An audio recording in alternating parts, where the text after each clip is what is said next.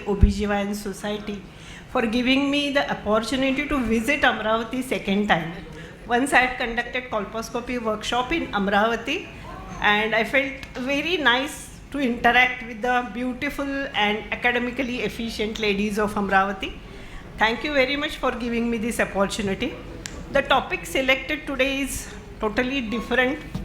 It's not related to actually menopause, but it is related to the preventive aspect of cervical cancer.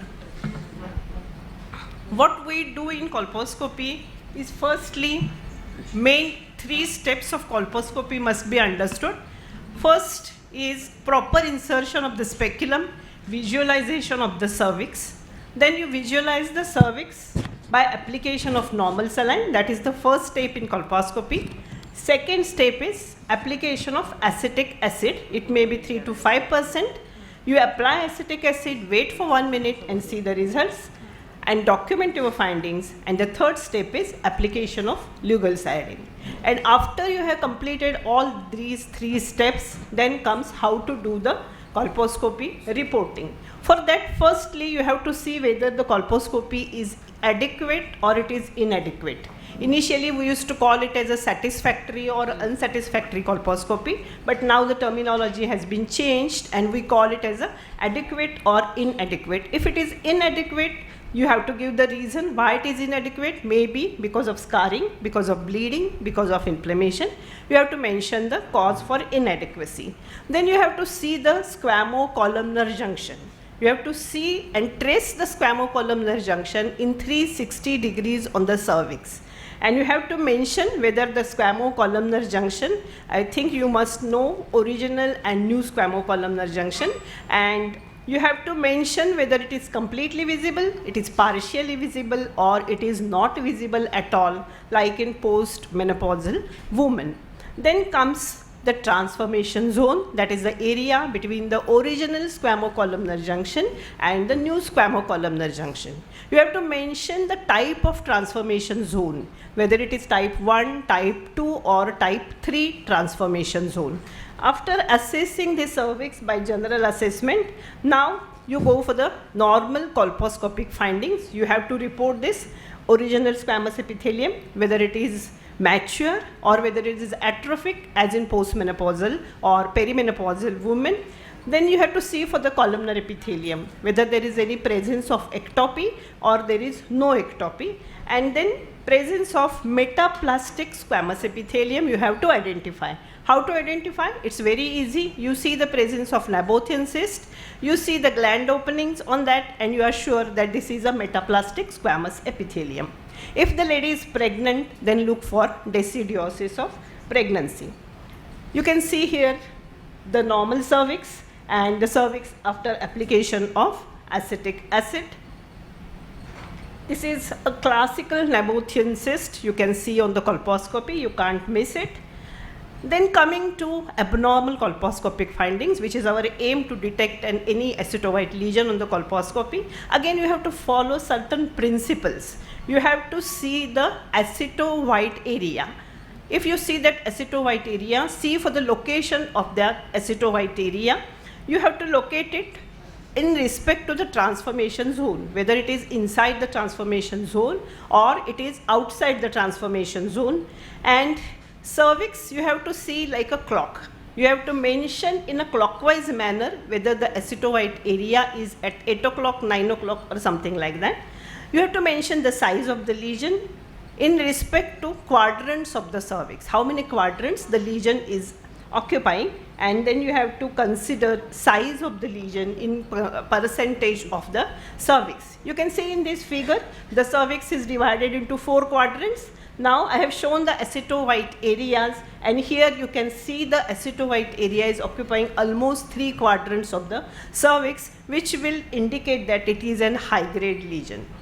Now after ascertaining this, you have to see whether the lesion is grade 1 or it is a grade 2. Grade 1 is a minor lesion, which is a very thin acetovite lesion. It may have a fine mosaic or fine punctate pattern of vessels. It may be having very irregular and geographic borders. We call this as a grade 1 lesion. You can see the acetohyte area with an irregular border in this picture after application of acetic acid. Then if the lesion is having very dense acetohyteness, you cannot miss that. It may be having coarse mosaic pattern, coarse punctation pattern on it. It may be having very sharp border. The surface of the lesion is quite peculiar. There is a definite difference between the surface levels of these lesions. It may be having additional features. These are not compulsory, but if the lesion is of high grade quality, it may be having inner border sign or ridge sign, and you can label it as a grade 2 major lesion, or you can call it as a high grade lesion. You can see the few acetohyte areas in this picture on the anterior lip as well as on the posterior lip of the cervix. Again, acetohyte lesion with coarse punctation and mosaic pattern. Again, it will be a high grade lesion.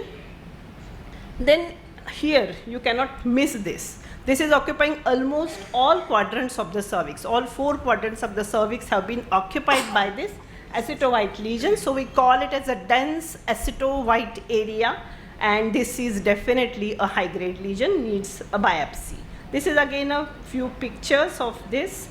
Then noting abnormal findings, you go for some non-specific findings like leukoplakia, keratosis, hyperkeratosis, erosion. Then Lugol's iodine, it is included in this miscellaneous findings. Even it is an important step in colposcopy. Whether the area is stained with iodine or not stained with iodine is included in non-specific findings. Then suspicious for invasion. If you see any atypical vessel, thick bored vessel, the distance between the 2 vessels is increased, and additional signs like fragile vessel, irregular surface, exophytic lesions, necrosis, ulceration, all will lead to suspicious for invasion. Miscellaneous findings like congenital transformation zone, which mimics an high grade lesion. You have to have expertise in colposcopy to differentiate between the two.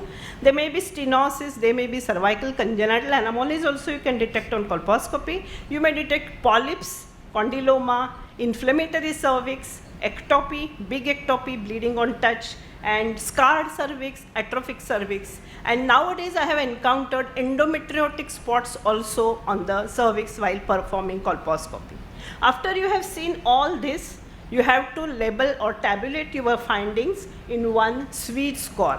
This is a recent IFCPC guidelines given. There were many guidelines, but now we follow this sweet score. It includes 5 points mainly: aceto uptake, margin or surface of the lesion, then vessels, size of the lesion, and lastly staining with iodine. If the aceto uptake is very transparent, 0. If it is milky, transparent or very thin, you give 1, and if it is distinct, opaque white, you give 2 marks for that.